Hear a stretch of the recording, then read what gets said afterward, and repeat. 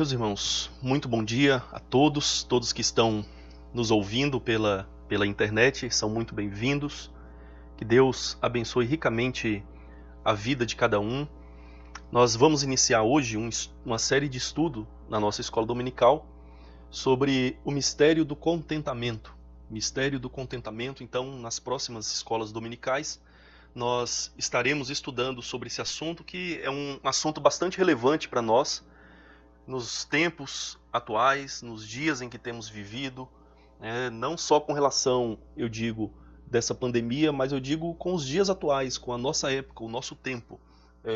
Esse assunto é bastante pertinente, bastante relevante, por causa da pós-modernidade, por causa da modernidade também, por causa do nosso próprio espírito humano. Esse assunto é extremamente relevante. Então, nós esperamos que todos estejam nos ouvindo bem pela internet e consigam nos acompanhar.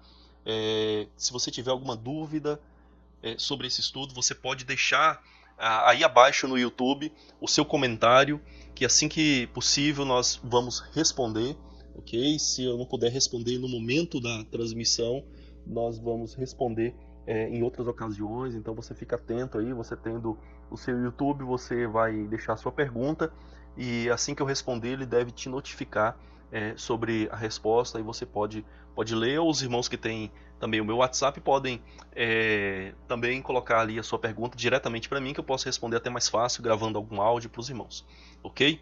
Então nós vamos iniciar hoje o nosso primeiro estudo. Nós vamos orar antes de nós lermos a palavra de Deus em Filipenses capítulo 4, verso 10 a 13. Então nós vamos orar e pedir ao Senhor que abençoe as nossas vidas. Santo Deus, amado Pai, nós estamos aqui, Senhor, diante da Tua palavra, e nós queremos, Senhor, extrair dela o melhor para as nossas vidas, a instrução, a direção, a luz para os nossos passos. Que o Senhor nos abençoe, Senhor. Que o Senhor realmente possa a Tua graça resplandecer sobre as nossas vidas, de maneira que a Tua palavra possa ser viva e eficaz nas nossas vidas, Senhor. Abençoe a cada um que está ouvindo esse estudo bíblico, cada um que está pela internet assistindo nessa manhã, ou mesmo aqueles que irão assistir posteriormente, ou até mesmo rever esse estudo. Que o Senhor abençoe a todos, que todos nós possamos aprender na Tua palavra aquilo que é contentamento, a essência do contentamento cristão. Que o Senhor nos ajude. Abençoe as nossas vidas, nós te pedimos mais uma vez, em nome de estudar hoje nossa primeira lição, a essência do contentamento cristão. Nós vamos pensar sobre esse assunto e vamos ler então em Filipenses capítulo 4, a partir do verso 10 em diante, até o 13. Diz assim a palavra de Deus: Fiquei muito alegre no Senhor, porque agora uma vez mais renasceu o cuidado que vocês têm por mim. Na verdade, vocês já tinham esse cuidado antes, só que lhes faltava oportunidade. Digo isso não porque esteja necessitado, porque aprendi a viver contente em toda e qualquer situação. Sei o que é passar necessidade e sei também o que é ter em abundância. Aprendi o segredo de toda e qualquer circunstância, tanto de estar alimentado como de ter fome, tanto de ter em abundância como de passar necessidade. Tudo posso naquele que me fortalece. Amém. Então, queridos, nós vamos estudar hoje, nossa primeira lição, a essência do contentamento. Nós vamos pensar aqui nesse estudo o que é contentamento, do que nós estamos falando, o que é esse contentamento, essa satisfação que a Bíblia ensina. Esse texto que nós acabamos de ler, do apóstolo Paulo, inspirado pelo Espírito Santo, ensina para as nossas vidas. O que nós podemos aprender então sobre o contentamento? Só uma observação, nós estamos baseando a nossa lição não numa revista de escola dominical, mas em um autor chamado William Barclay, espero que o nome seja assim que seja pronunciado, e ele tem um livro chamado O Segredo do Contentamento, um livro de aconselhamento cristão, de vida cristã, e ele trabalha esse assunto, e ele trabalha principalmente usando o apóstolo Paulo, usando a carta aos Filipenses, além de outros textos, mas principalmente o apóstolo Paulo, o exemplo de Paulo, e a carta aos Filipenses. Então nós vamos basear o nosso estudo, né, adaptado, não é exatamente tudo como está no livro, nós adaptamos aquilo que nós julgamos ser melhor, acrescentamos ou tiramos algumas coisas. Então fica a dica para os irmãos que quiserem, aí, quem sabe depois adquirir esse livro, William Barclay, O Segredo do Contentamento, da editora Nutra. Okay? Nós temos disponível para venda lá na igreja. Mas aqui os irmãos vão ter uma boa noção do assunto. Agora, voltando ao nosso ponto, tem uma frase do bispo anglicano ou evangélico J.C. Ryle. Ele diz assim: dizem que há duas coisas muito raras de se ver no mundo: um jovem humilde e um velho contente. Pensa só sobre essa frase. Será que ela é verdadeira na sua vida? Ao menos o Ryle, aí, há mais de um século, ele afirmou isso, né, porque era algo já comum nos seus dias, algo que ele observava e algo que muitas pessoas mesmo afirmavam, né, que há duas coisas raras de se ver no mundo: um jovem humilde e um velho contente. E de fato, irmãos, quando nós olhamos para a nossa volta, para as pessoas, nós costumamos ver essa tendência. Isso aqui não é uma regra, não é absoluta, não significa que todo idoso é assim ou que todo jovem é assim, mas significa que é uma tendência nos jovens faltarem com humildade, né, não terem humildade, e um velho não ter contentamento. Por quê? Porque o jovem, normalmente, por ser imaturo, né, tá na flor da idade, tem energia, ele tem uma sensação assim de força, né, de capacidade muito grande, né, mais do que ele de fato tem. Então, falta muito nos jovens a humildade, de ter prudência, de ter cuidado, de aprender com os mais experientes. Então, os jovens normalmente são arrogantes, faltam a eles humildade. Mas, por outro lado, os mais idosos, mais experientes, têm uma tendência, depois de já terem vivido tanto, depois de já olharem para a sua vida, não mais para o futuro, mas já começarem a fazer um retrospectivo de tudo aquilo que já viveram, começam a avaliar a sua vida de uma maneira bastante pessimista, bastante negativa, e começam a expressar um grande descontentamento com a vida, como me viveu. Isso é uma tendência. É claro que se a sua vida realmente foi desperdiçada, pode ser que você tenha uma sensação legítima de descontentamento com aquilo que você viveu. Mas isso acontece principalmente porque o idoso, né, ou a pessoa mais experiente, ela olha para a sua vida e parece que nada mais tem sabor, nada mais dá contentamento, não tem mais prazer. A flor da idade passou, né, não tem muitos planos para o futuro. E então isso gera no coração do ser humano, que é falho, que é pecador, gera um grande descontentamento. Então é isso que essa frase reflete, né? Uma tendência tanto dos jovens como dos mais experientes, né? Ou à humildade ou ao descontentamento, né? Então o Ryle afirma que há duas coisas muito raras de se ver no mundo, né? Um jovem que seja humilde e um velho que esteja contente com a sua vida presente e passada. Mas, Inês, que o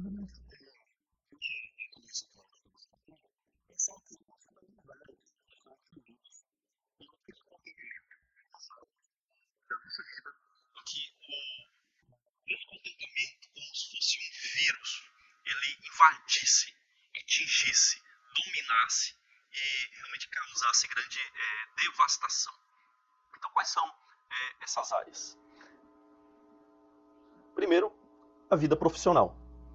É comum a gente ver em algumas pessoas, né, um profundo descontentamento com a sua vida profissional. E muitas vezes isso aqui acontece com pessoas mais experientes, né, pessoas já formadas, já experientes no seu serviço, que começam a expressar um grande descontentamento, né, profissional.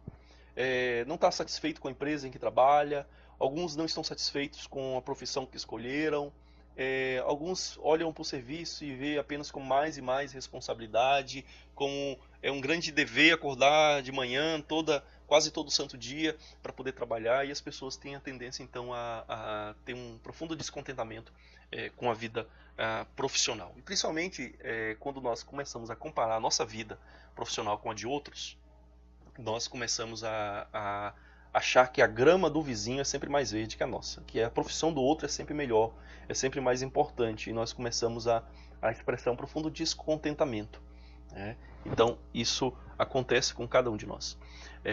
Outra área em que o vírus do descontentamento ataca, é a nossa situação econômica, nosso nível econômico, nosso nível social econômico. Nós muitas vezes não estamos satisfeitos, né? Com isso, irmãos, eu não quero dizer que a gente deva simplesmente assim ficar de braços cruzados e a gente deixa a vida nos levar, né? Não. A gente pode trabalhar, a gente pode ser esforçado, dedicado, comprometido com o trabalho e querer uma melhora, né, um progresso na nossa vida financeira, ter uma comodidade maior financeira para a nossa vida. Isso é natural, não há nenhum pecado nisso. Mas aqui nós estamos falando de descontentamento. É aquela pessoa que ela está descontente. E para a pessoa de coração descontente, não importa se ela tem muito ou se ela tem pouco, ela está descontente. Entendem?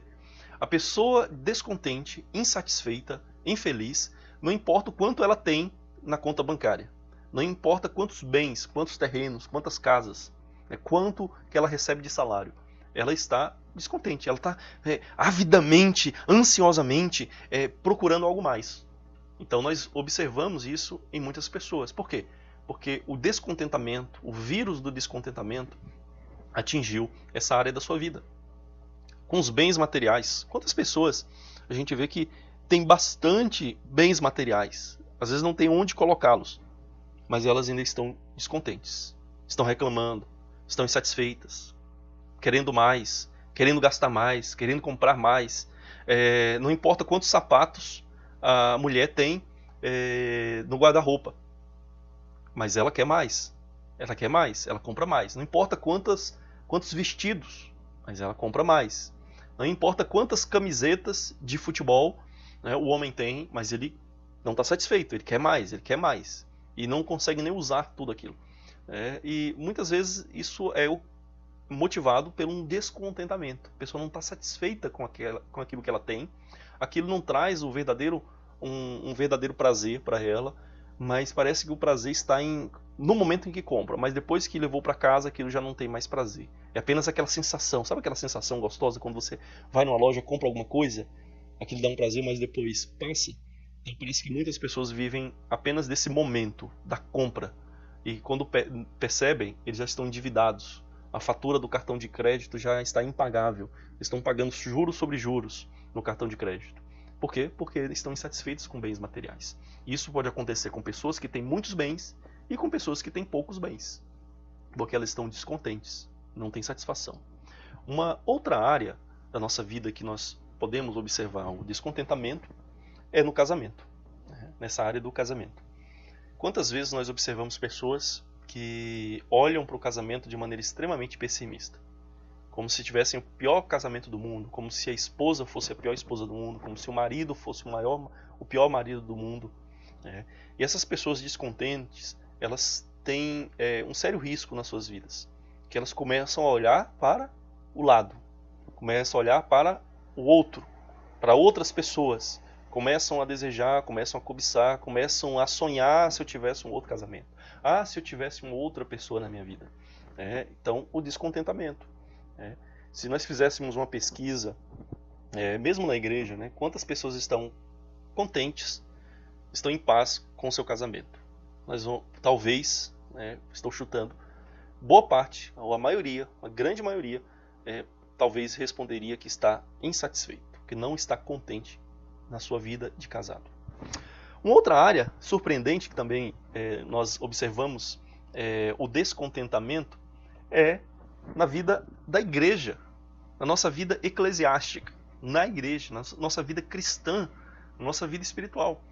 Quantas vezes nós observamos irmãos que olham para a igreja de uma maneira muito pessimista, negativa? Irmãos, a gente sabe, a igreja não é perfeita. Por quê? Porque eu não sou perfeito e você não é perfeito. Então, é natural que a igreja tenha suas imperfeições. E é natural que nós venhamos a enxergar as imperfeições da igreja.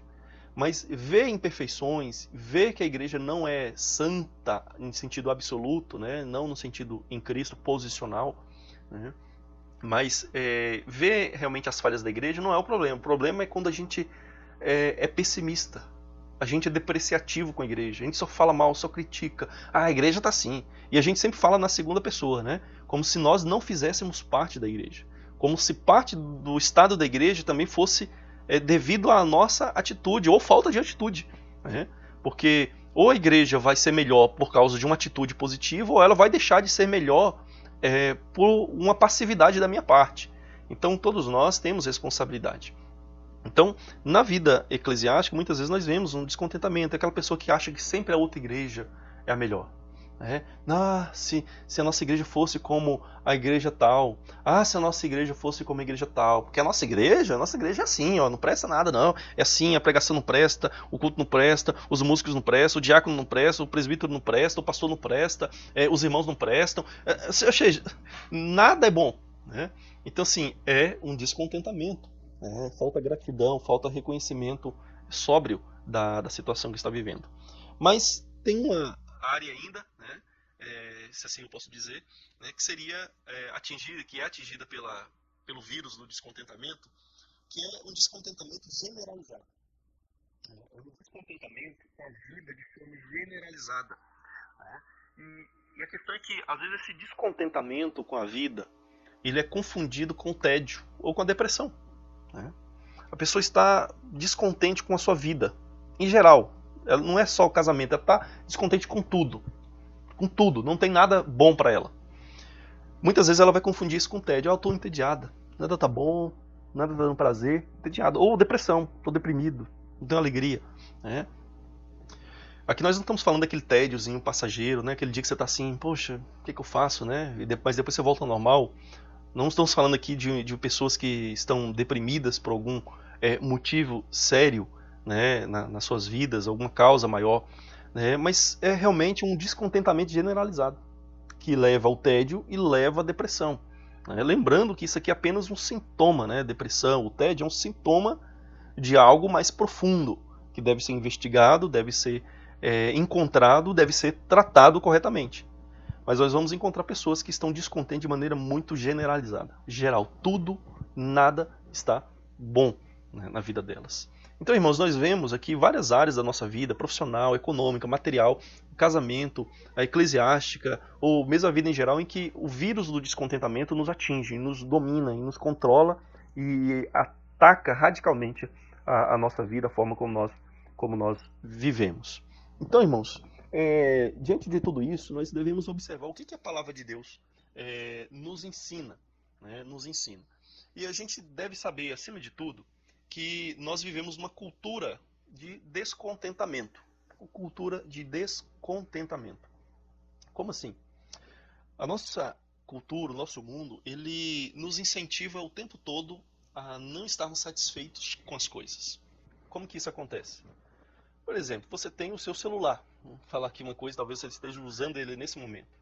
Você tem seu celular, você comprou ele, você serviu bastante.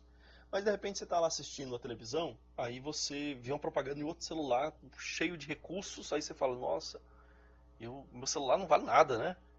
E você já quer comprar. E às vezes você nem precisa daquilo que aquele celular te oferece, mas você, por causa da propaganda, por causa da forma como essa propaganda chegou até você, você então fica descontente, insatisfeito com o seu celular. Ou, por exemplo, no casamento. Você está em paz no seu casamento, feliz, né, com seu cônjuge, mas de repente você vê a propaganda e na propaganda tem uma pessoa mais atraente, né? Um homem ou uma mulher mais atraente. Aí você começa a falar assim, mas se a minha esposa fosse assim, se meu marido fosse assim, né? Então nós vivemos uma cultura, por causa da mídia, da propaganda, ela vai gerando e alimentando um descontentamento constante nas nossas vidas. E tem um episódio, né, algo real que aconteceu, alguém perguntou, né, para o Rockefeller, um milionário, quanto dinheiro é necessário para fazer alguém ser feliz. E a resposta surpreendente de Rockefeller foi a seguinte: só um pouco mais. Só um pouco mais. O que esse episódio demonstra, irmãos, é que mesmo uma pessoa que tem muitas coisas, que tem muitos bens, que tem muito dinheiro, ela ainda acha que ela precisa de um pouco mais para ela ser rica, um pouco mais para estar satisfeita, um pouco mais para estar feliz. Ela nunca está contente com aquilo que ela tem. Então você percebe que, de fato, é uma cultura de descontentamento, né? Então, se o nosso mundo fomenta o descontentamento, o nosso mundo alimenta essa atitude constante de não estarmos satisfeitos, contente com nada do que nós temos na nossa vida. Por exemplo, a economia ela é grandemente, né, alimentada por descontentamento. Como eu disse, o celular, você tem que vender o celular, você tem que vender uma roupa nova, você tem que vender um sapato novo, mesmo que a pessoa não precise. Então a propaganda ela está aí para isso, o marketing, a propaganda, para fazer você comprar mesmo que você não precise. Se todo mundo parar de comprar, o que acontece com a economia? Se todo mundo comprar só aquilo que precisa, boa parte da nossa economia ela é arruinada. Então a propaganda demonstra o tempo todo para nós que a gente precisa ir num restaurante para a gente ser feliz, que a gente precisa fazer isso, fazer aquilo, ir nessa viagem ou naquilo outro para a gente ser feliz, para a gente estar contente.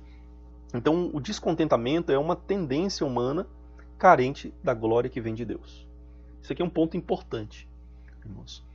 O descontentamento, na verdade, nasce do nosso coração. O ser humano se afastou de Deus, o ser humano que foi criado de maneira perfeita, vivendo com Deus, se afastou dele, e ao se afastar de Deus, o homem perdeu algo que tinha, que era a glória que vem de Deus. A glória de Deus refletida no ser humano, aquela perfeição inicial, o ser humano perde quando se afasta de Deus. Então agora o homem está carente de glória, desejoso de obter uma glória que ele não tem mais. Glória aqui no sentido de satisfação, de contentamento, de algo que dá realização ou de plenitude. Esse é o sentido aqui de glória para nós. Então o ser humano, sem Deus, afastado de Deus, caído, como todos nós somos em certo sentido, até voltarmos a Cristo, e mesmo quando voltamos para Cristo ainda estamos aquém do propósito ideal de Deus para nós, que é sermos cheios de glória, como o apóstolo Paulo diz em Romanos 8, a glória dos filhos de Deus. Então nós aguardamos ser glorificados em Cristo. Enquanto nós não formos glorificados com Cristo, nós ainda estamos carentes dessa plenitude de glória. Isso gera no nosso coração muita insatisfação, muito descontentamento. Então nós precisamos sim da graça de Deus para que a gente venha a ter um contentamento com a nossa vida que seja espiritual. Mas como que nós observamos o descontentamento na nossa vida? Como que a gente pode identificar, além de observar aquelas áreas, mas tem formas que nós podemos ver sinais que apontam para um descontentamento.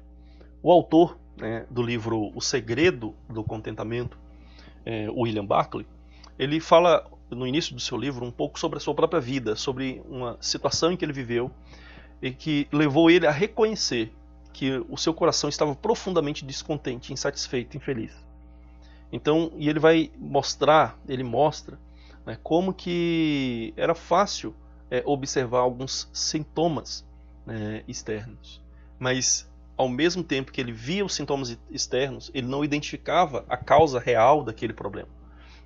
Então, William Barclay diz assim: seria fácil observar os sintomas externos, ira, depressão moderada, falta de alegria, estar cheio de mim mesmo e incapaz de amar, e achar que esses eram o principal problema. A raiz, porém, de tudo era o pecado do descontentamento. Então, William Barclay está falando da sua própria vida. E o que ele coloca para nós aqui, e que a gente precisa observar, é que ele diz assim que é fácil você ver os sintomas externos. Sintomas externos. Quais eram os sintomas externos na vida de Barclay?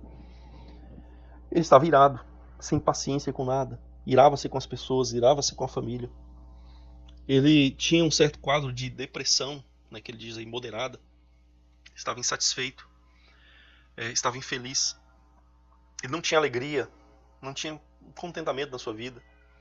Ele estava muito cheio de si mesmo, achando que ele merecia mais algumas coisas do que outras pessoas. Ele também, por estar centrado em si mesmo, ele estava incapaz de amar e olhar para o outro. Só que, olha só, nós muitas vezes observamos essas coisas na nossa vida. O problema é que, como diz Barclay, é achar que esses eram o principal problema. E esses eram por isso o problema. Né? Como assim? Uma coisa é eu ver a ira, a depressão, a falta de alegria, estar cheio de si mesmo, a incapacidade de amar os outros, e achar que esse é o problema. Meu problema é a ira, meu problema é a depressão, meu problema é a falta de alegria, meu problema é falta de amar. Só que achar que esse é o problema, que essas coisas são o problema, é falhar em resolver a real causa, né? A real causa dos nossos problemas. E Barclay mostra então que a real causa desses problemas na sua vida não era a depressão, a ira, ou a falta de alegria, mas era o pecado de descontentamento. Por que ele estava virado? Porque ele estava descontente. Por que ele estava com depressão? Ele estava descontente. Por que ele não tinha alegria? Ele estava descontente. Por que ele era cheio de si mesmo? Porque ele era descontente. Por que ele não amava? Porque ele estava descontente. Então, a real causa, o principal problema, não é a ira, a depressão, falta de alegria, mas o descontentamento que gera essas coisas. A falta de satisfação verdadeira, interior e espiritual, é que gera essas coisas. Então, o problema não são essas coisas são sintomas externos. O problema real está lá no coração, que é o pecado do descontentamento. Sim, irmãos. A falta de contentamento é uma falha em atingir o propósito de Deus para nós. O propósito espiritual em Cristo. E quando nós estamos, então, descontentes, sistematicamente descontentes, nós estamos pecando. E a gente tem que chamar pecado de pecado. Pecado é pecado. Não importa onde seja, é pecado. E a gente precisa reconhecer isso. Mas vamos adiantar, então, um pouco mais o nosso estudo. Então, isso aqui foi tudo, basicamente, uma introdução ao nosso tema, né? E como que a gente, então, entende o que é contentamento diante de tudo isso? Diante de uma cultura que incentiva e fomenta e alimenta no nosso coração a falta de contentamento. Como é que a gente pode descobrir, né, o que é contentamento verdadeiro? Como é que a gente pode usufruir dessas coisas? Então nós vamos ver um pouco sobre isso. Primeira coisa, irmãos, que nós devemos aprender é que nós podemos viver contentes, ok? Nós podemos, é possível, não é algo inalcançável. Né? A sabedoria popular, ela diz que contentamento é algo distante, algo que está lá, quem sabe no Monte Everest, você tem que escalar e conquistar, né, de uma maneira quase impossível o contentamento. Mas nós devemos entender, nós vamos ver isso aqui logo logo, que o contentamento é algo possível. Nós somos ensinados que se tivermos o emprego certo, o casamento dos sonhos, a conta bancária confortável, estaremos contentes e felizes. Contudo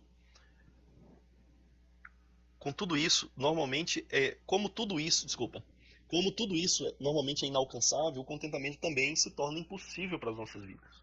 Né? Então, ou seja, o mundo vai ensinando na sua sabedoria que contentamento é algo muito, muito distante e impossível. Né?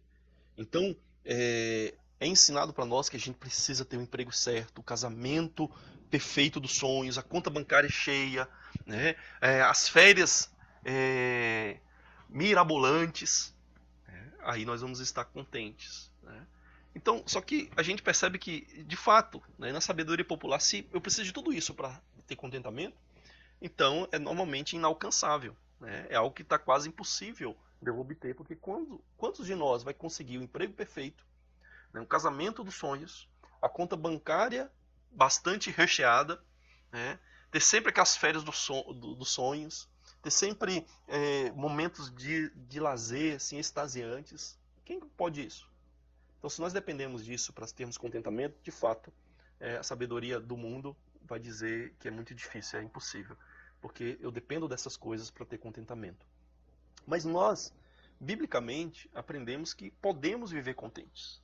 E isso está no texto base da nossa lição, né? Quando nós lemos o apóstolo Paulo, no capítulo 4 de Filipenses, mostrar que ele, né, o apóstolo Paulo, alcançou o contentamento.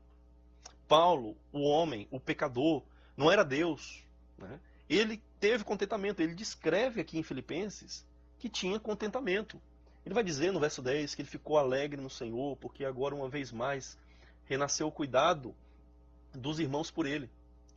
Ele vai dizer, né, que embora os irmãos tenham cuidado de Paulo, ajudado a Paulo, ele vai dizer que ele não estava se importando tanto com aquilo, porque aquilo não dava um verdadeiro contentamento para ele. O contentamento de Paulo, a alegria de Paulo, era na atitude dos irmãos, e não no que os irmãos fizeram em si, né, ou deram a Paulo. E ele vai dizer que ele aprendeu a viver contente em toda e qualquer situação. Ele vai dizer que ele sabia passar necessidade, sabia o que era ter em abundância, que ele aprendeu o segredo de, em toda e qualquer situação, estar contente, tanto alimentado como com fome, tanto tendo em abundância como tendo em escassez.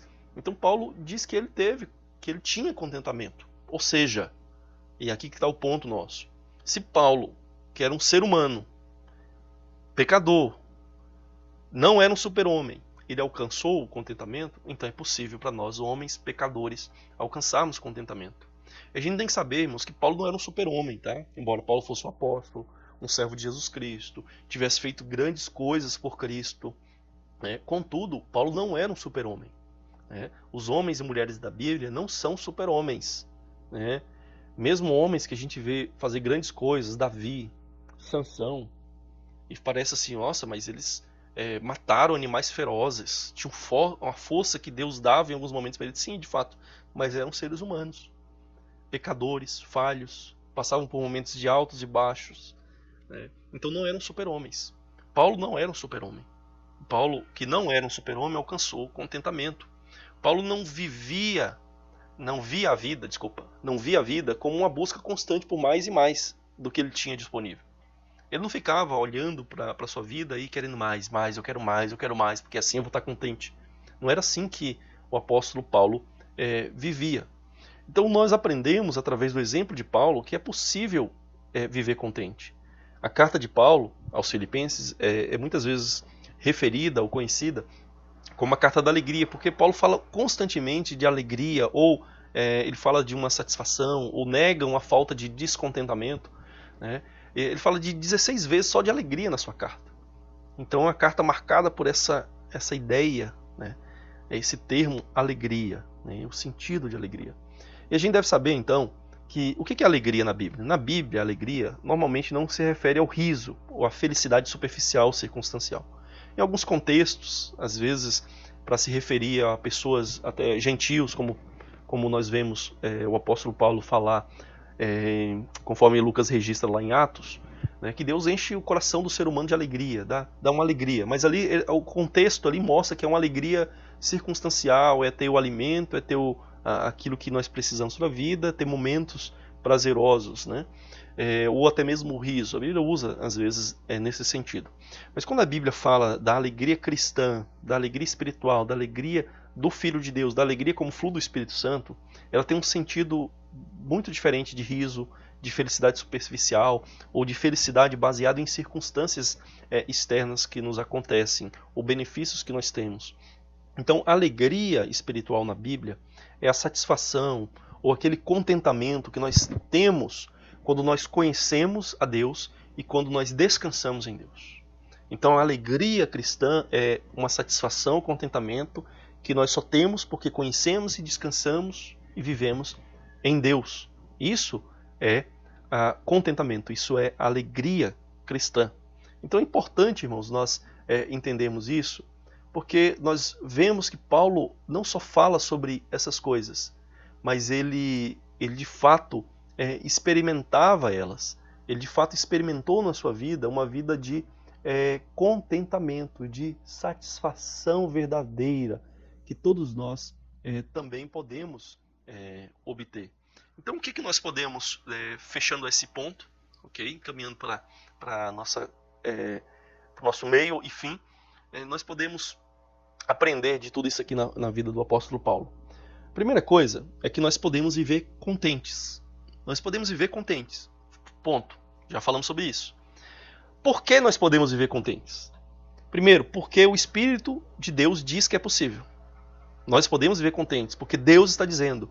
Essa carta aos Filipenses, embora seja Paulo quem esteja escrevendo, ele está escrevendo movido pelo Espírito Santo. Então a palavra que Paulo dirige à igreja tem a autoridade de Deus. É o próprio Deus quem está falando por meio de Paulo. Então o Espírito de Deus diz que é possível ter contentamento. Nós podemos ter. Segundo lugar, porque Deus nos dá graça ou poder para vivermos contentes. Deus nos dá graça. Deus nos dá capacidade. Deus nos dá poder para nós vivermos contentes. Então ele é alcançável não é porque nós somos muito bons em ter o contentamento, porque nós somos perfeitos. Não, é porque Deus dá graça. Deus dá poder para vivermos contentes. Terceiro, porque aquilo que é impossível aos homens é possível para Deus. Nós podemos ter contentamento porque, embora nós naturalmente tenhamos um coração insatisfeito, um coração carente de glória, né? Contudo, é possível, por quê? Porque para Deus não é impossível. Porque Deus pode gerar no coração de um ser humano que, por natureza, né, por causa do pecado, é uma pessoa insatisfeita, descontente. Deus pode gerar um contentamento verdadeiro, né? Então, aquilo que é impossível aos homens é possível para Deus. Deus pode gerar no seu coração e no meu coração um contentamento verdadeiro. Então, irmãos, o primeiro ponto da nossa lição é esse, né? Nós podemos viver contentes. É possível.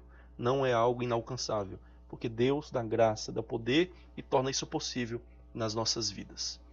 Mas uma segunda lição para nós hoje é que nós devemos aprender a ter contentamento.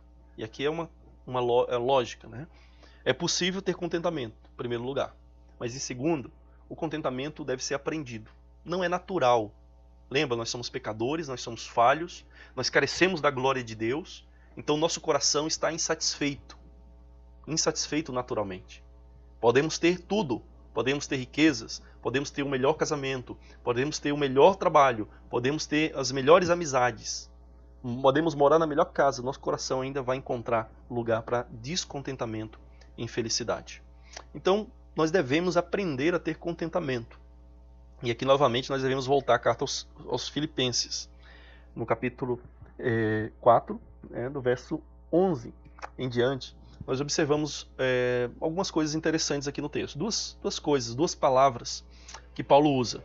Paulo vai dizer, primeiro, que ele aprendeu. Ok? Então, Paulo aprendeu a ter contentamento. O que nós concluímos daí, como já dissemos, é que contentamento não é algo natural. Não nascemos simplesmente satisfeitos e contentes. Vê a criança, vê um bebê. O bebê, ele naturalmente contente, mamou, ele está um pouquinho contente, daqui a pouco já está descontente novamente, não é? Fica entediado. Então, ou seja, nós temos desde criança já um descontentamento nato no nosso coração. O contentamento, a glória, a satisfação não é algo natural para o ser humano nascido nesse mundo e pecador. Então, Paulo diz que ele aprendeu. Nós precisamos aprender. Uma outra coisa, uma outra palavra importante aqui na carta é mistério. Paulo diz que contentamento é um mistério. Provavelmente na sua Bíblia e na maioria das Bíblias, essa palavra não vai aparecer um mistério aí. Na boa parte das traduções que eu consultei, não tem mistério, como a Almeida, atualizada, a nova Almeida, que nós temos utilizado recentemente, a NVI e outras, usam uma palavra, por exemplo, segredo. Segredo. Segredo traduz bem a ideia de mistério, mas a gente precisa entender. Mistério tem algo forte nessa palavra. E ela tem um contexto importante também. Porque mistério é um termo usado naquele período, diferente do nosso. Quando nós falamos assim, mistério, talvez você tenha entendido assim, contentamento é algo que eu não consigo entender, né? Que é normalmente a forma como nós usamos a palavra mistério hoje. Mas naquele período, e é assim que a Bíblia sempre usa a palavra mistério, ok? Então sempre que você vê mistério na Bíblia, ela tem esse sentido, essa tônica, né? Mistério é algo que simplesmente nós não entendemos. Às vezes é algo bastante fácil de entender, mas é algo que nós não conhecemos, entende? É algo que nós não fomos ensinados, né? É algo que não encontramos por nós mesmos, né? Então, para os irmãos entenderem melhor, mistério era usado em religiões chamadas religiões de mistério gregas, né? O que é uma religião de mistério? É uma religião em que quem está ali dentro, quem faz parte dela, foi iniciado e conheceu alguns segredos, né? Por isso que é bem traduzido pela palavra segredo. Então quem está de fora não sabe o que está lá, não sabe o que acontece direito ali dentro, não sabe alguns rituais que ocorrem ali naquela religião. Então ela é um mistério, né? Porque ela é secreta, porque os de fora não sabem, porque se alguém não disser para aquele de fora, ele não tem como saber. Não é que o conteúdo em si do mistério seja algo difícil, às vezes é algo bem simples, é um ritual bem simples, bem compreensível, né? Mas a questão é que somente quem aprendeu, recebeu, foi iniciado, sabe. Então o que Paulo está falando aqui com essas duas palavras é mostrar que contentamento ele não vem de forma natural.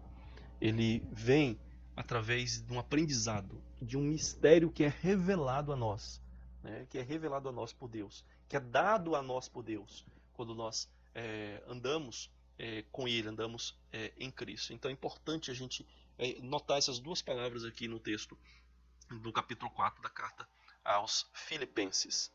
Mas, irmãos, além disso, né, então, quais são as implicações disso aqui para as nossas vidas?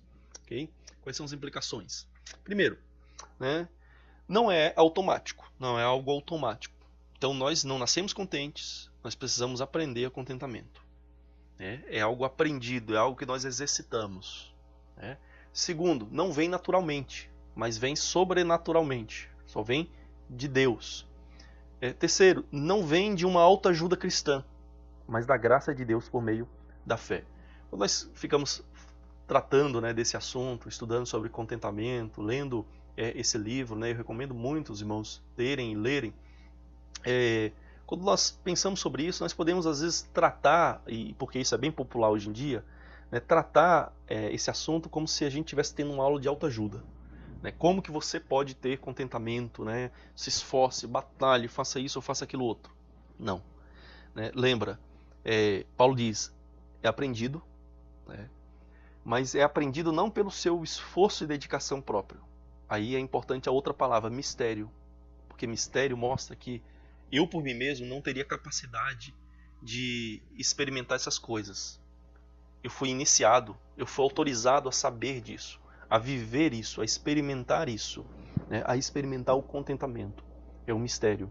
Né? É claro, a gente pode usar também, nós usarmos, não é isso que Paulo está querendo dizer, mas nós podemos tratar também, de certa forma, acaba sendo um mistério para nós. Como que nós podemos estar contentes?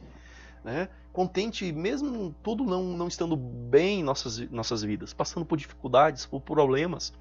Ou seja, é um mistério nesse sentido de incompreensível, não entendido para nós hoje. Né? Mas lembra, Paulo está usando mistério no sentido de algo que só é revelado de fora.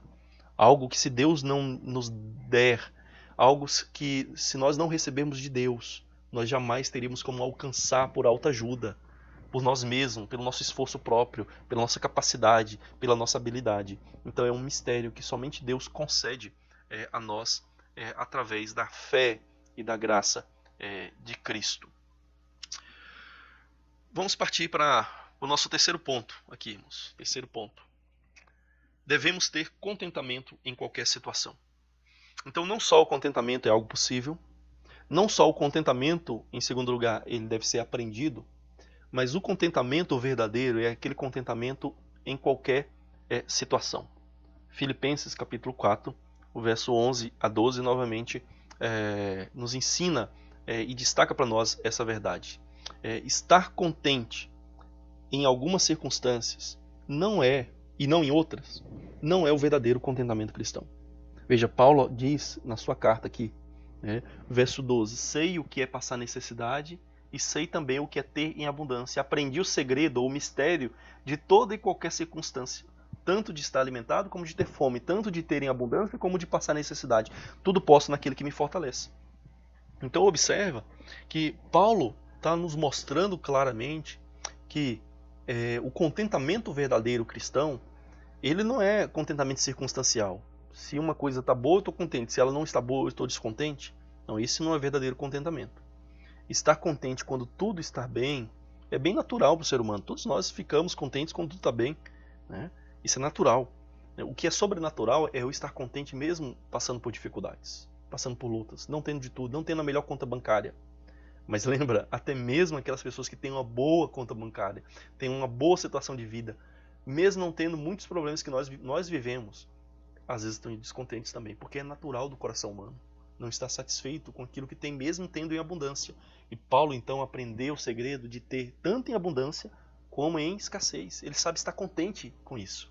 Ele sabe estar contente em tendo muito. Porque muitas vezes a pessoa tem muito e ela está descontente. Mas ele aprendeu também a estar contente com pouco. E isso é extremamente importante para as nossas vidas. Veja aqui um exemplo de Paulo, irmãos. Na carta aos Coríntios, na segunda carta, capítulo 6, verso 4 a 10. Vou projetar para os irmãos verem.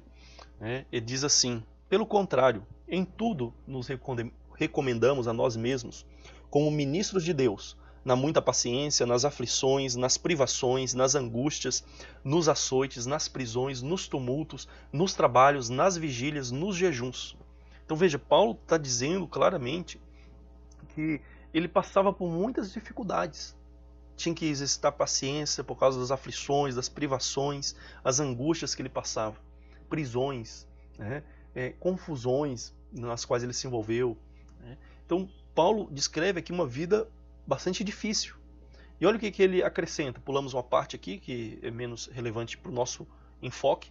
Ele vai dizer assim: por honra ou por desonra, por infâmia e por boa fama, como enganadores e sendo verdadeiros, como desconhecidos, mas sendo bem conhecidos, como se estivéssemos morrendo, mas eis que vivemos, como castigados, porém não mortos, como entristecidos, mas sempre alegres, como pobres, mas enriquecendo a muitos, como nada tendo, mas possuindo tudo.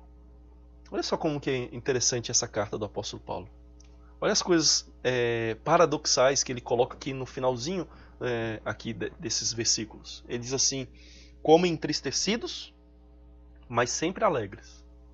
Ou seja, ele passava por tristezas, por momentos difíceis que entristeciam, mas estavam sempre alegres. Como pobres, mas enriquecendo a muitos. Mesmo sendo pobre, ele ainda considerava que tinha uma riqueza que enriquecia a muitos. E mesmo tendo pouco, ele ainda compartilhava um pouco com muitos. Como nada tendo, mas possuindo tudo.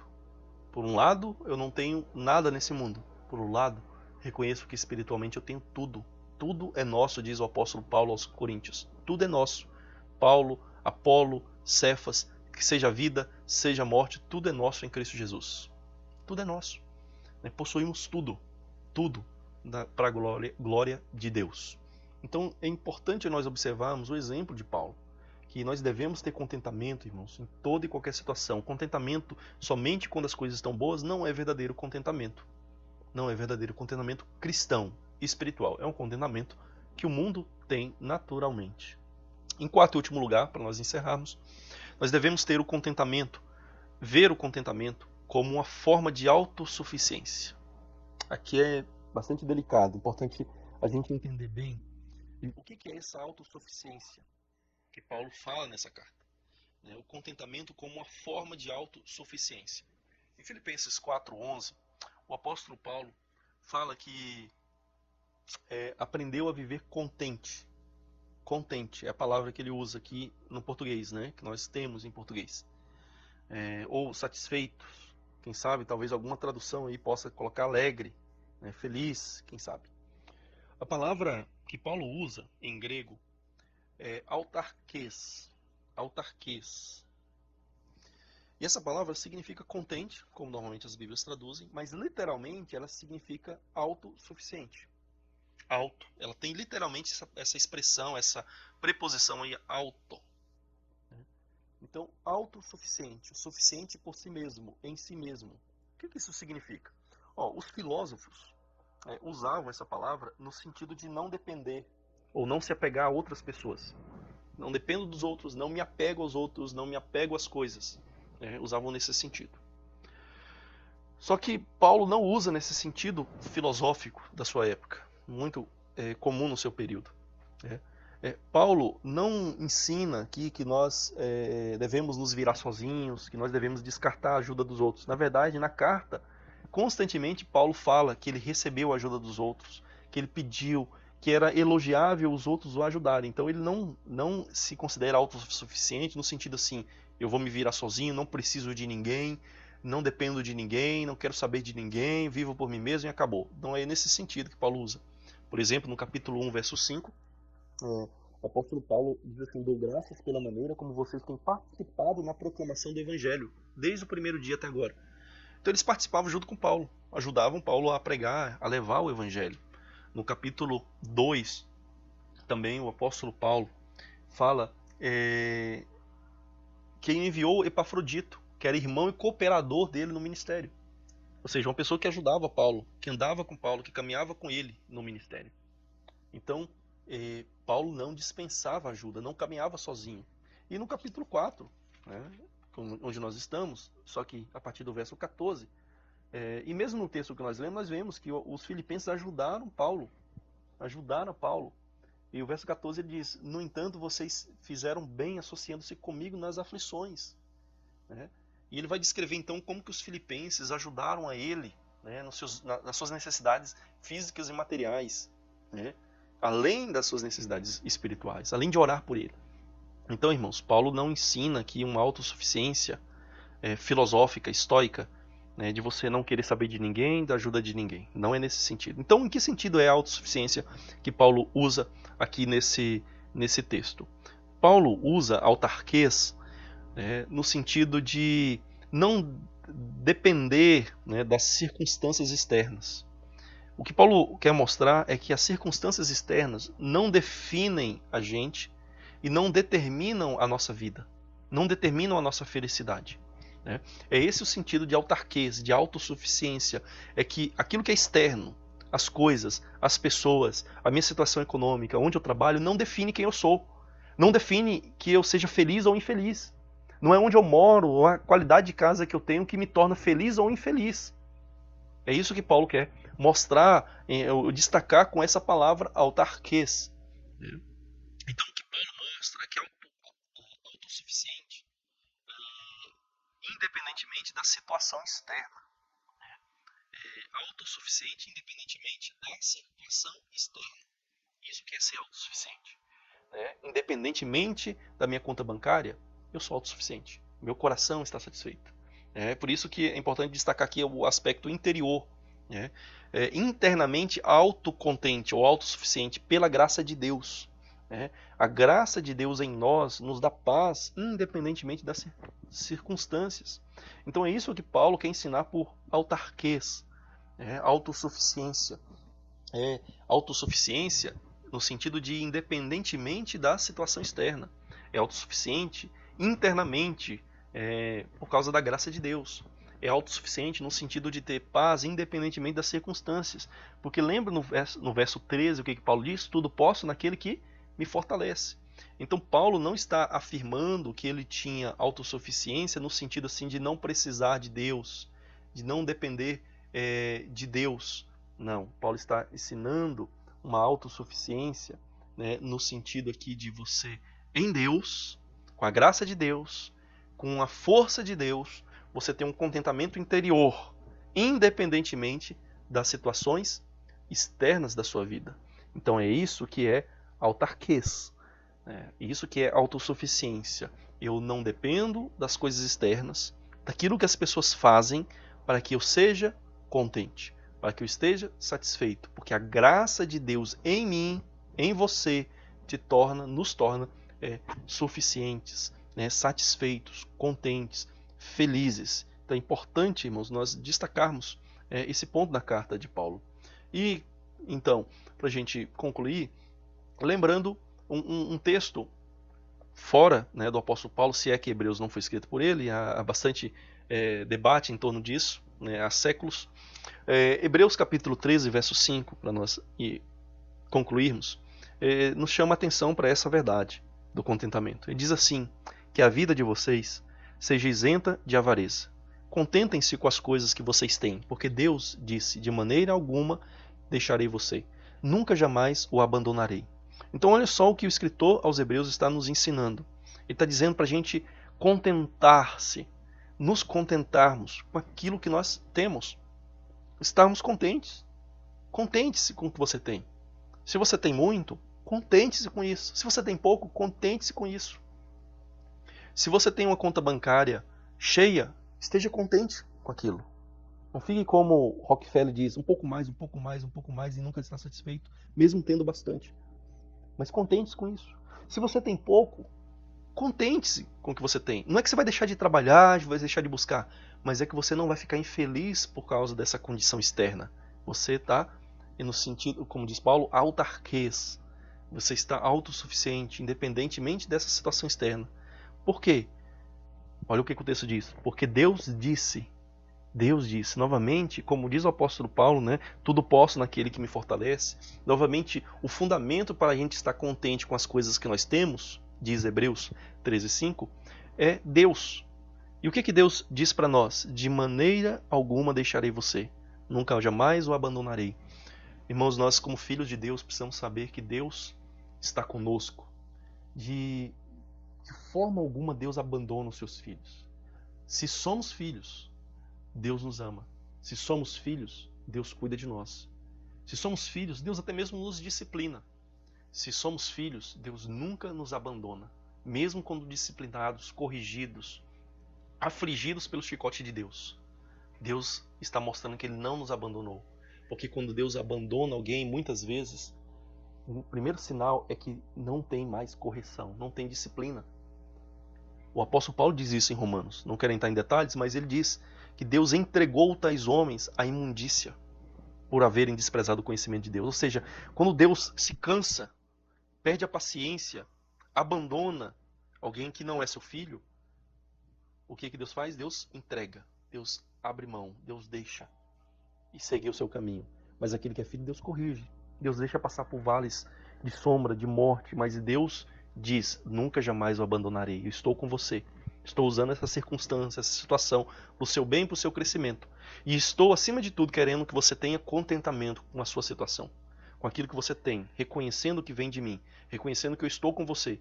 Você tenha contentamento com aquilo que você tem, com aquilo que você passa atualmente. Descanse em mim, confie em mim, porque jamais deixarei você, nunca jamais o abandonarei.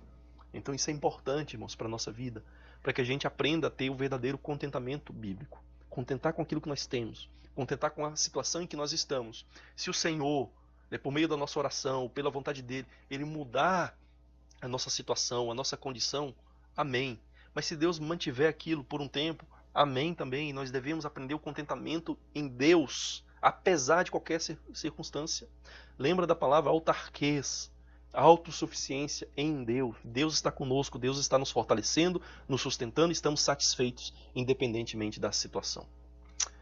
Resumindo, irmãos, vamos resumir tudo aquilo que nós falamos aqui, para a gente fechar o nosso estudo de hoje. Vamos dar continuidade no próximo domingo. O que então é o contentamento? O que nós aprendemos sobre a essência do contentamento?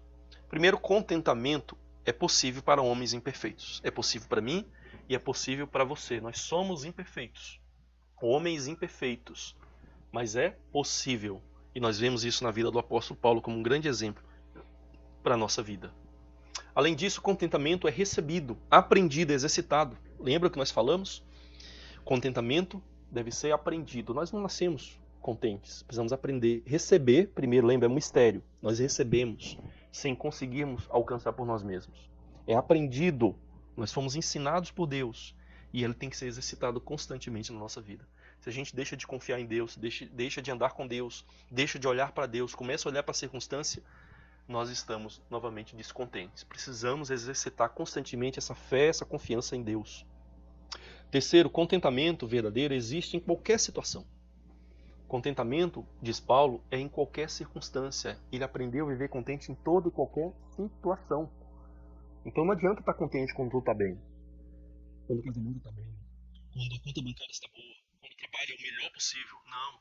Devemos estar contente em toda e qualquer situação. Esse é o verdadeiro contentamento. Quarto, contentamento é autossuficiência interior pela graça. Como diz o apóstolo Paulo, tudo posso naquele que me fortalece. Tudo posso o quê? Posso estar em abundância, posso estar em escassez. Posso ter fome e posso ter saciedade. Tudo posso pela graça de Deus. Então, autossuficiência é no sentido de, em mim mesmo, em você mesmo, nós termos graça, termos a glória de Deus, de maneira que venhamos a ter essa satisfação independentemente da circunstância externa, das pessoas exteriormente. Não é que nós não queremos as pessoas, mas é que se as pessoas nos amarem, nós estaremos satisfeitos. Se elas nos odiarem, nós também estaremos autossuficientes, com a graça de Deus, não é por nós mesmos, pela graça de Deus. Esse é o sentido que Paulo usa. Então, irmãos, o contentamento cristão ele é interior. Lembre-se disso, interior, não é baseado nas coisas externas. Contentamento cristão é gracioso, é a graça de Deus, é a graça, a virtude, o poder de Deus quem nos dá isso. Nós não conquistamos pela nossa força, pela nossa habilidade. Lembra? É um mistério. Vem de Deus. Deus é quem concede, nós não alcançaríamos por nós mesmos. Nós aprendemos de Deus. Contentamento cristão é incondicional, ou seja, independentemente da situação, esteja contente. Você pode estar contente mesmo que a sua situação não seja a melhor possível. E por fim, contentamento cristão é autossuficiência em Deus. Deus te faz ter autossuficiência nele, em Deus, autossuficiente interiormente em Deus. Contentamento cristão é se alegrar na vontade de Deus para sua vida. Você está passando por uma situação difícil? Saiba, se não fosse a vontade de Deus permitir, causar essas coisas na sua vida, você não passaria por ela. Deus tem o controle, então o contentamento cristão também reconhece a soberania de Deus na nossa vida. Se nós somos ricos ou pobres, se nós temos situações confortáveis ou não, nossa alegria, nosso contentamento não está nessas coisas.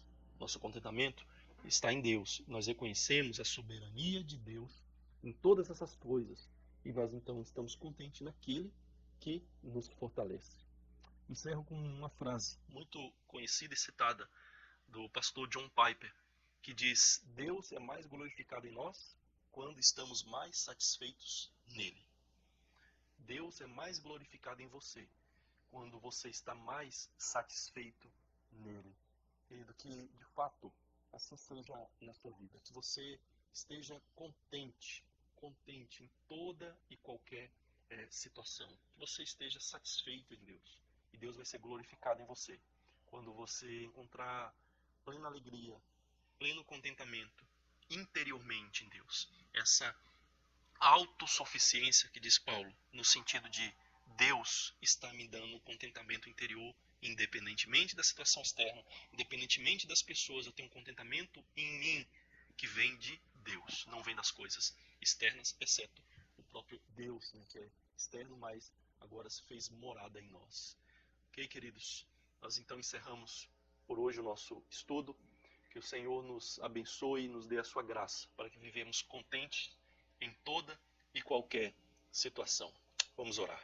Santo Deus e amado Pai, nós lemos a Tua palavra, Senhor, e queremos Te pedir que o Senhor abençoe a nossa vida, abençoe, Deus, para que possamos ter aquilo que Paulo diz, que aprendeu, revelado pelo Senhor, esse mistério do autocontentamento, da autossuficiência em Deus, no Senhor. Ó Pai, que todos nós possamos entender que a verdadeira felicidade não está em coisas circunstanciais externas, mas é algo interior. Se não estivermos felizes, contentes no nosso coração, nada externo, Deus, pode nos dar essa verdadeira alegria, essa verdadeira felicidade. Por isso, Pai, nós invocamos o Teu nome, pedimos a Tua bênção em nome de Jesus. Amém. Amém. Deus abençoe a todos, tenham um ótimo domingo, que a graça de Cristo esteja dando a todos os irmãos da Igreja Presbiteriana Ebenezer e os outros ouvintes, quem sabe de outras igrejas ou mesmo sem igreja, que Deus esteja dando essa autossuficiência, esse autarquês, né, interior que vem da graça de Cristo. Próximo domingo nós daremos continuidade ao nosso estudo. Que Deus abençoe a todos, irmãos. Um grande abraço, fiquem com Deus. Deixe aí os seus comentários embaixo no YouTube ou mande diretamente para mim no meu WhatsApp, que eu terei prazer em responder aos irmãos. Um grande abraço, fiquem com Deus.